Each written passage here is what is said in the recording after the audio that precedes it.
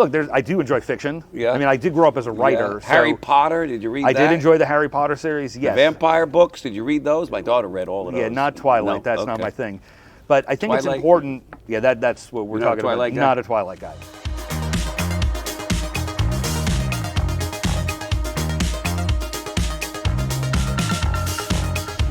So here we are. It is nice to be here. Another episode of World Class Mindset. Welcome all of you out there as you will join me and my business partner, David Ackerman, for another episode of World Class Mindset. I want all of you to know, you included, there is a little tequila in here. Hold on. Yep, now I can relax. I don't know why mine doesn't have tequila in it, but that's okay. David, because I ran out, it's all in there. That's fine. And I do have a little water here to wash it down. All right. So I'm excited. I'm going to have some fun, David. Yeah, this is going to be a good time. Yeah, this will be fun. So, David, I want you to go back, if you will, to your days as a journalist, because I know that when you came to work at AIL prior, you were a journalist, you were traveling the world, you had a six-figure income, but things didn't work out for you, and you found yourself interviewing with our company. I want you to go back to that moment in time.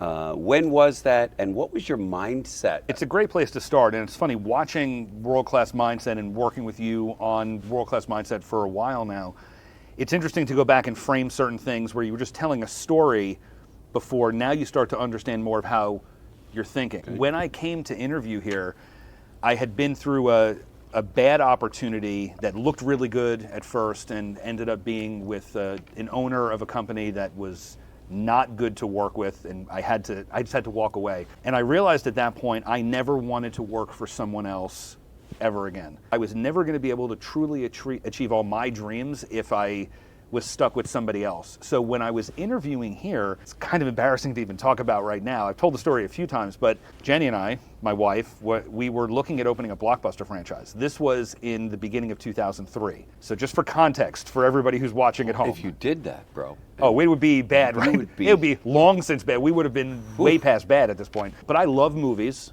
always have, and I love the idea of owning my own place, where I'd be able to interact with people and talk about things that I enjoy talking about. And then I realized after we communicated with Blockbuster, they wanted $250,000 up front for a franchising fee, and you had to pay for your own space, and you had to get your own inventory, and you had to pay your own staff. And shortly after we looked at each other going, well, this is a lot, I got a call from a manager here. Came in for an interview, really out of curiosity more than anything else. I was never thinking about doing something like this. But as I went through the overview of the company, I started to look at the Blockbuster opportunity in my mind a little differently. So this guy Giglione pays for the rent, this guy Giglione pays for the leads, and he pays for the staff, and he pays for the phones, he pays for... So I could be in business for myself, but not have to have the financial headaches and all of the responsibility of doing it myself. When you compare those two things, I mean, obviously put the whole Netflix destroying Blockbuster aside, I am very glad to have decided to come here. Yeah, it's 20 years and counting now. That's pretty wild. Yeah. So basically what you're saying is that this entrepreneurial bug of yours, it was in there. So I guess for those watching, if you're tired of being told what to do, when to do, and how to do it, go work for yourself, figure it out like you did? Yeah, figure it out. Find something that you enjoy doing, leverage the skills that you've got. Ultimately, I think everyone can find a space where they can do something for themselves and really make a career out of it. So David, when I think about yourself and everyone that comes to this company, they come at different periods in their life. Some come, they're single, so they don't have any real attachments to children and family and other responsibilities. When you came here, if I'm not mistaken, you were married. It was not like that.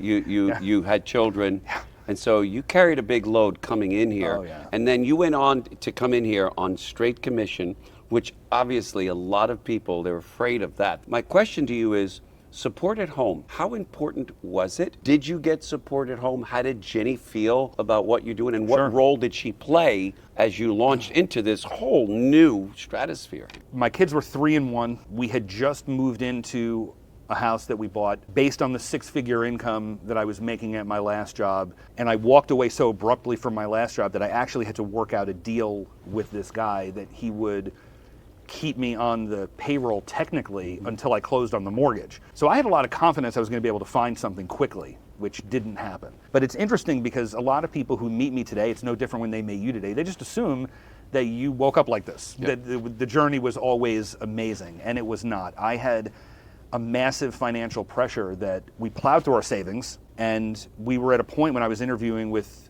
American Income that if this didn't work, could very easily have lost my house back to the bank. I was highly motivated for this to work because I didn't want to go through that. I thought about my kids, and we have family, so I don't think we were in danger of being homeless. But the reality is that that was not the direction I wanted to move in. So when you think about mindset, I came in with a very clear target and a high level of motivation. Now, the second part of the question you asked me about Jenny, she would tell you if she were sitting on the couch next to me, she hated this in the beginning. She hated the uncertainty of it.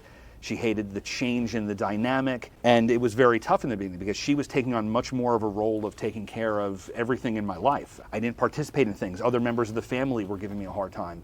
And it wasn't until So you started to make these sacrifices. She was not happy about it. It was really hard. So you weren't getting support? No, I really wasn't getting support in the beginning. Now the truth is I was getting enough support. I can tell you exactly how it went down. 2 months into this, after I'd started writing business, so we're talking about like the end of the summer of 2003, I was, and I've told people this before, every night when I would come home from the field, Jenny would be standing in the doorway from our garage to the laundry room. Like I would open the door, it could be 11 o'clock, 11:30 at night, she could have been standing there for hours for all I know, waiting for me to come home. And she would just stare at me as I went to the door. Did you sell? Did you make money? Are we gonna pay the mortgage this month? Oh my God. Every day. So after about 2 months, I sat down and I was like, all right, we gotta have this conversation about what our expectations are here. And to her credit, she understood that. She knew that she was, because of her fear, she was putting a lot more on me than would help. So we made a deal. She said, you have 6 months to figure this out. And I said, great. She said, from when you started. Let's make a deal. I'm like, but it was already 2 months in. She's like, that's okay. It's 6 months total. I'm like, all right, so it's really 4 months. Then she said, we'll sit down and review. We'll look at the bills. We'll look at how much money you've made. And if you're moving in the right direction, then you can continue. Well, after the first 6 months that I was here, I was doing well. And she said, okay, I'll give you another 6 months. And at the end of the first year, we'll review again. And I knew at that point that we were good because I had just qualified for the company's convention. Back then, they did them in July. So I knew the 1 year review was going to be in July, so I put on the calendar way in advance. This was the date we were going to do it, and we were at Atlantis in the Bahamas on the company's dime. If you ever want to have a conversation about how great the opportunity is with your significant other, do it at one of the swim-up bars at Atlantis when the company paid for you to go. After we had that experience, she said to me, "Are you going to work extra time so we can go to convention next year? Are you on track to go to convention next year?" But it was after that first year that she really became more supportive. And I'm going to say this because it doesn't come across in the story. What probably made the biggest difference in that transition was how I communicated my vision with her. We became more team-oriented about what all of the work that I was doing was going to do for the family. Very critical to get that support. It's huge because her impression genuinely was that I was in this for the glory of the thing, that I was out to prove that the last experience I had was wrong and I was right to leave and I was doing this for me. That makes sense, knowing you, that she would think that of you. It's on brand for sure. Yeah. But the reality is, what I really wanted to do was make sure that we were never as close to the bottom of that valley as I felt like we were. But because we hadn't communicated that, we all had our own thoughts. Once we got together and said, okay, well, this is the way the kids' education is going to look.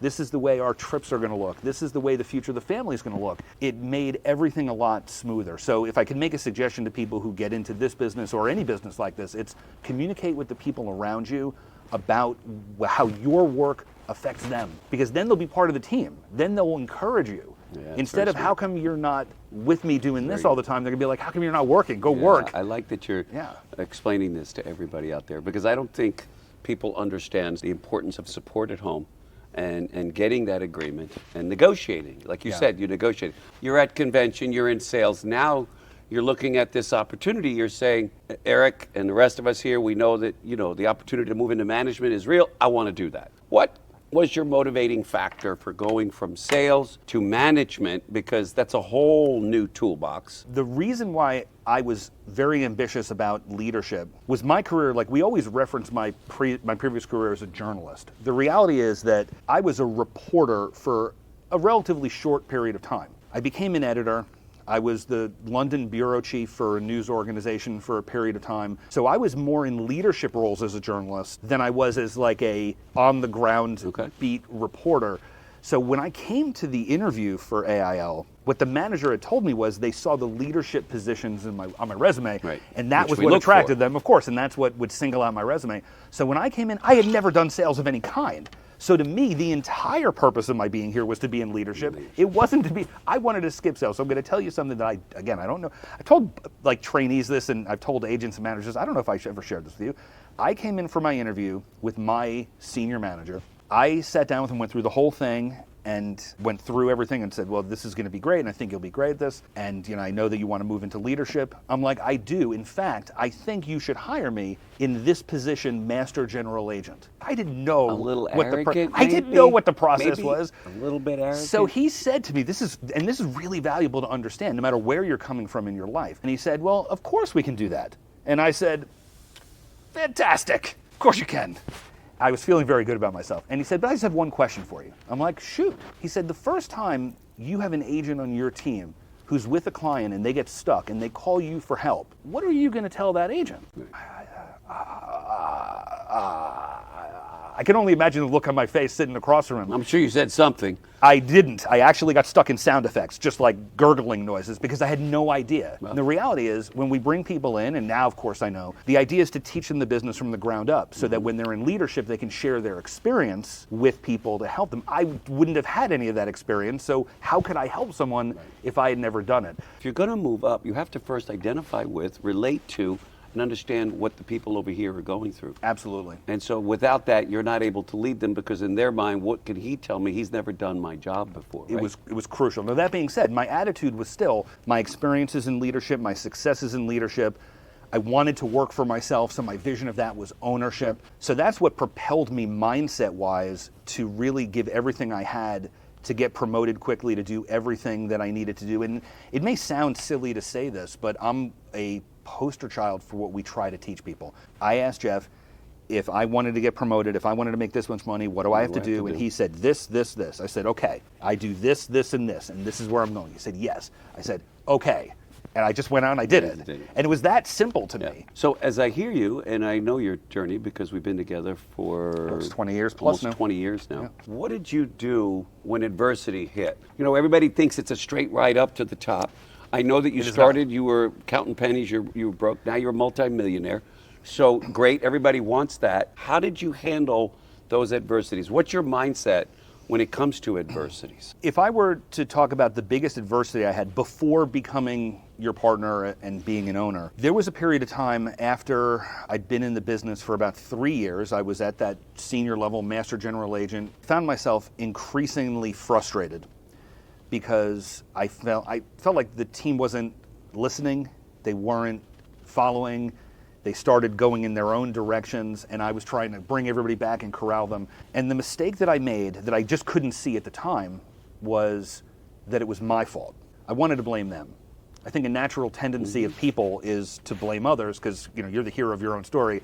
You're not the bad guy. So I got frustrated that they weren't doing what they needed to do. And the challenge with that is that leadership always is responsible. I didn't really understand that. It wasn't internalized at that point yet. So I reached a point of frustration where I actually went in and sat with you. This would have been spring of '07, and I said, take all of these people back or I will probably lose my mind, all right? I will lose my mind. And you did, and you put them with other managers, and some of them went on to do well. But ultimately, I had to do some soul searching. And what I found in my own mind was I had to have that epiphany, take responsibility, that we were in that situation because I had driven us to that situation. What I found reassuring about that is that if it was my fault that we ended up there, then it would also be my fault that I got myself out of there to a better place. So when I re-engaged in leadership, I felt like a different person. I felt like I was better prepared to work with people. I was able to find different places of myself to share with them. And that's when things just started to go very well. And I turned it around and became one of the top MGAs here. So that worked out very nicely. So you go from MGA. Now I'm in a position where I'm looking to share this opportunity and get a partner. There was you and one other person. And I was up front with you and that other person that I was looking at both of you, and that I'm going to observe you in the next year and see how you perform. I want you to start thinking, acting, walking, talking like an owner. It was pretty quick that you began to demonstrate an owner's mindset. What was it? Go back to that time when when I was offering you this opportunity and someone else, so you were kind of, in a way, competing with someone else. What was it that you think you did? What was your mindset then, so that I could easily say, because when I did eventually pick you, it was a no-brainer. The other individual that we're talking about also wanted to do it, and I think what made it different for me was that you and I were on the same page with what needed to be done. And I was just willing to do those things, whereas nobody says that that's the only way to do it, but it was the way that you wanted to do it. So I stepped in and just went full speed at demonstrating to you that I was on the same page as you were, and was able to produce results by doing the things that you were trying to get everybody to do. So that made it a little bit easier for other people to start coming in line with that. In the past, I've looked at this as I just did better. I don't think I could say that I did better. I can say that I did different. I can say that I just seized the opportunity. It was always, we were right at the doorstep. You remember that 7.5 years before that, I came in and said to my training class, I'm going to be the owner here. So now you came to me and said, this can be a reality finally after all this work. I was not going to mess that up. No, and you didn't. And so you made it very easy. We shared common values. You were a very, very hard worker. You were very open-minded. You were very coachable, and you've always been, and you still are to this day, to your credit. So that obviously allowed you to rise up. Now you're an owner, and you've been an owner with me and a partner with me now for 12 and a half years. 12 and a half years. Yeah. We've had some amazing years, and we've had some not so amazing years. True. What have you learned during the not so amazing years? Like, for instance, right now we're setting targets that we want to hit, and we're in some ways on pace, and in other ways we're not. What's your attitude? How do you feel about that right now? This is the evolution of what we were talking about before. The adversity I faced earlier in my career as a leader, recognizing that I was responsible. I didn't really understand that then. I was better, and we had some really good years because I took responsibility for making sure that we did the things that we needed to do. And of course, you've got a double-edged sword because you want to be collaborative, you want to create an ownership mindset amongst the other leaders that you work with. Leading leaders is always challenging because they have their own mind, they have their own thoughts, they have their own direction they want to move in. So when we face this adversity, there are two choices. It's collect the best minds together, whether it's inside our organization or seeking out advice from people who are in the same kind of situation we are but have gotten better results. One of the things that's helped me through these adversities is always reaching out to people. I mean, we've gone on the road many, many times over the years to go visit some of the top performing agencies in this company, and I'm sure we'll continue to do that as we go forward because it's important to realize that you yourself will have some kind of limit. You could always figure it out, but sometimes that will take longer and be more painful than having someone who's already figured it out simply give you the formula for doing it. And as long as the values match up and as long as the resources, as long as it doesn't take anything special, then you're going to be able to do that. How do you deal with difficult leaders? When I say difficult, I mean leaders who are not flying the way you're flying, doing the things that you want them to do. It may be odd to hear this, but when Jenny got pregnant with my daughter, Emily, I kind of was gathering my philosophy. What do I want to be as a parent? What do I want this to look like? And one of the things that I said was, I never want to be the guy who says, because I'm your father, that's why. Right. I never wanted to do that. And while I can't say I escaped my entire life never saying it, I probably said it very infrequently. And my goal was to try to help my kids understand why a decision they were making was good or bad for them. I didn't want to just override them and say, oh, because I have life experience and you don't, and you're a kid and you know what you're talking about. So I think I've taken that attitude to the leaders that I'm surrounded by. I may have been here longer and been through more and had more experience than them, but I never want them to feel like it's just because I'm telling you to do it. Usually I'll ask them questions. I'll try to find out why they think the way they think. Maybe there's something in there that I can learn about, and maybe between the way they're thinking and the way I'm thinking, we can create something even better than just, I'm telling you to do it this way and this is the only way to do it. So the way you deal with difficult leaders is to find common ground? I think that's fair to say. Find common ground, try to educate them on why I think the way I think. You know, there are times where leaders will look at something that I'm trying to do or you're trying to do and be like, oh, they're just wrong. But there are times that they're right, and sure. we as the leader need to listen to the people, right? And this is why I ask questions and I try to learn, because there are times where we've changed direction because of input we've gotten from the leaders, and I think it's very important to stay open to learning and having an ear on the ground. Speaking of staying open to learning, you so opened up my next question. If you're not growing, you're dying. Someone once said, if you know how to read but you don't read, you might as well be illiterate. Early on in your career, as you have told me, when you were not big on reading for personal and professional growth at all, I would share with you books, right? And you would do what you're doing now. You would kind of chuckle at me. Literally, and say, what did you make a list of questions, like the most embarrassing scenarios for me? No, I got to dig in. I want to dig in here because you were that way, but you have since changed, and you now are an avid reader. In fact, you got me reading Atomic Habits again for the second time. Sure. So what caused you to go from, I don't need these books, I don't need to learn, to I'm open to it all? I do want to clarify a couple things, because I don't want the audience to think that it was quite like about that. To clarify. Let's see what he needs to clarify. Go ahead, Mr. Ackerman. I have always been a big reader. Look, I do enjoy fiction. Yeah. I mean, I did grow up as a writer. Yeah. Harry Potter, did you read that? I did enjoy the Harry Potter series, yes. The vampire books, did you read those? My daughter read all of those. Yeah, not Twilight. No? That's not my thing.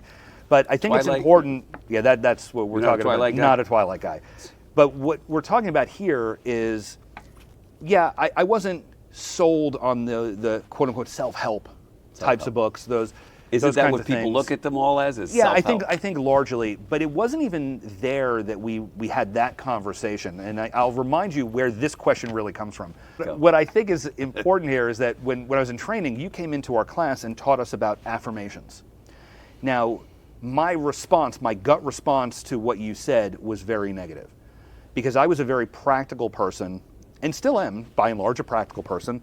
So the idea, the way you explained it, of affirmations, you're going to just repeat this thing over and over again and then it's going to happen, I felt like there were steps missing. So when I went up to you and I started talking about it, it was really embarrassing for me, because you asked if I believed in affirmations, and I said, no, I don't. And I didn't mind being honest with you, because I'm always going to be, from the beginning, I've always been honest with you. But what I learned over time is that there are steps in between say it and it happens. And when you combine the philosophy of why affirmations are important, and maybe after you've been using them so long, you just shortcut it to say it and it happens.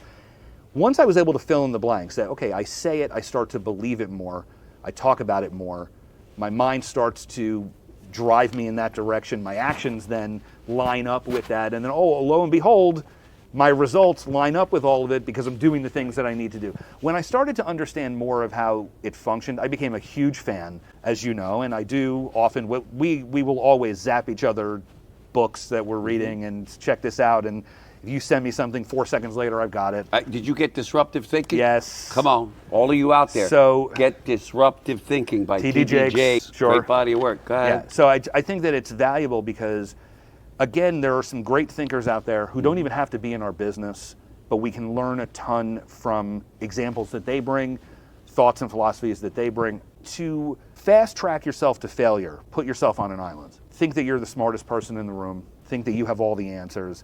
If you do not want to succeed, that is my recommended formula. And it would be unfair for me to sit here and say that I never thought like that or acted like that. I used to look at myself as being able to figure things out. Now I find that it's much simpler to get the best thinking. Isn't it less stressful? It is less stressful. Right? I don't have to sit here and rack my brains out. I don't have to have all the answers. David, I have to shout to all of you out there. You want to talk about raising great kids. His wife did it, just for the record. Full credit to Jenny. 100% Jenny, all you. They took me to dinner recently for my 65th birthday, and it was probably one of the best moments I can remember in a long time, where your son took a few minutes to tell me what I meant to you and to him and to the whole family. It was a moment for me that was very special. What advice would you give to those out there today who maybe feel like you did? They feel trapped, they're not sure, or they're in an opportunity unlimited environment and they're still feeling a little trapped, like they can't break out. What advice would you give? I mean, that's a lot. It's a wide audience to try to hit. But what I would say is, number one, set a vision for yourself of where you want to go. So whether you're already in an opportunity that could be unlimited, or you're stuck somewhere where somebody else is capping you, set a vision first. Think about where you'd like to go. And what I can promise everybody out there is that there is a way to get to that vision. And you have to trust yourself. You often have to put your trust in other people, which is not easy. I put my trust in you. I put my trust in a handful of people in the beginning of my career here, and I put my head down and I just did the work, and it paid off very well. I think people operate out of fear far too often. You know, they're clinging to this job that's giving them a false sense of security until that job disappears anyway, because somebody else decides we're doing layoffs, and there was no real security there. Or they're holding on to that because they just don't like the idea of starting again. They don't like the idea of going into something new. And the reality is, I would just say, find a way to get excited about moving in the direction of your vision. Take a chance on an opportunity that gives you a way to get there. And even if you're going to have ups and downs, it's okay. What you're afraid of losing, you've already lost. Yeah. I mean, I would ask all these people, is this the job you're trapped in? Is this the first job you've ever had in your life? Or have you gone from one job to another where you just have not been able to find the path?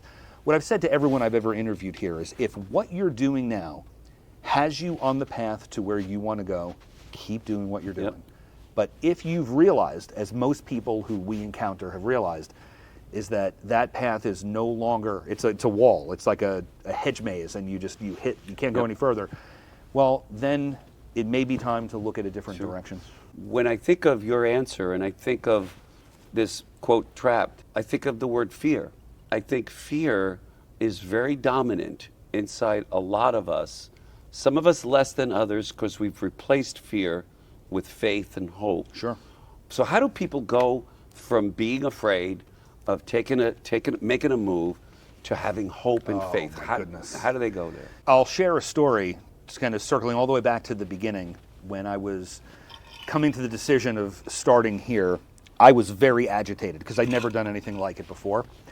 And my mortgage was on the line, and I really thought my whole future was in jeopardy if this wasn't right. And it was actually, ironically, it was Jenny who set me straight, and she did it by asking me 3 questions. She set me straight by asking, am I a confident person? I can't honestly say that everybody that we encounter out there is going to be able to say they're a confident person, but I think most of us would say we have a reasonable amount of confidence, at least in ourselves. And the second question she asked was, have you been successful at other things you've done? So for anybody I would give advice to, I would ask them, is there a job that you've had where you've excelled? Have you exceeded expectations? Have you done a good job? And I said, well, yeah, we know each other. At that point, we've been together for a number of years. It's like, you know what I've done. And she said, do you think you can learn this? And I said, it doesn't sound like rocket science. So she just looked at me and said, so what are you worried about?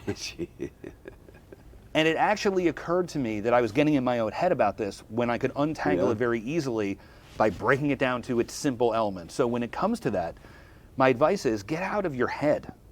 We work ourselves up into froth about being afraid of what's going to happen in the future, and the reality is most of what we're afraid of never happens. Doesn't. But it stops us from enjoying some of the great things that life has to offer. Wow. Well, young man, and I can call you young man because you're younger than me. Yes, that is true. Okay? I am still younger. I can't tell you how much I enjoyed this conversation. This was a lot of fun. I was looking forward to it. I knew it would be somewhat simple and easy for me because I know you so well. Sure. But I want the world to know you, and I want the world to now know what's in your head, how you think, why you think, because you went from, you know, where you were a journalist, I went from nothing life. to now becoming someone that many, many, many people admire and respect, and myself included. Well, I'm really glad that you thought of me for this. This was really cool. Yeah, no, I hope that it helps. This was a must. I had to do it. You're my partner, Giglione Ackerman. Without Ackerman, excited. there's no gig. There's gig, there's act. So great visit Thanks for here. having me. For all of you out there, hope you enjoyed it. Ack, Always a pleasure. You're the best. Thanks, guys. You're the best. Thank you, guys.